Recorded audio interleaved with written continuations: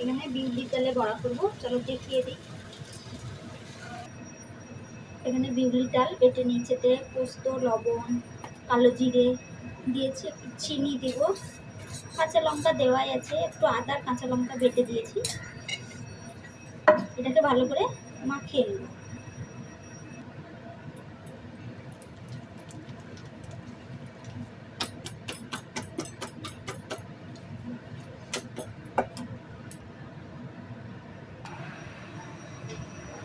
বড়া ভাজবো, কড়াই তেল দিয়ে দিই।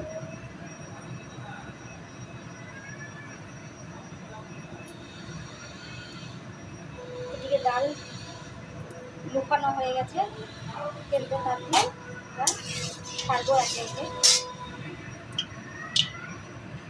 তেল তেলেছে, এবার বড়া সেদ্ধ একে একে দিয়ে দেবো বড়াগুলো। গ্যাসটা কমিয়ে দিই।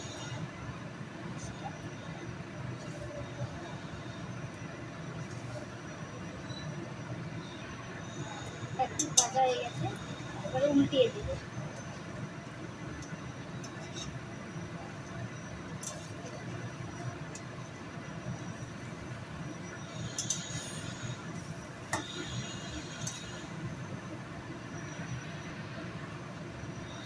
সবগুলো কি সুন্দর ফুলিয়েছে,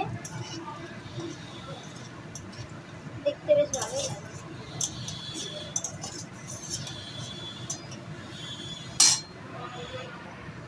হয়ে গেছে, এবার আমি তুলে দিই।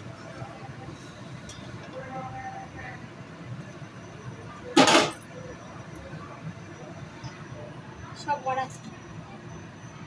বড়া ভাজা হয়ে গেছে। ভালো লাগলে অবশ্যই লাইক, কমেন্ট, শেয়ার করবেন।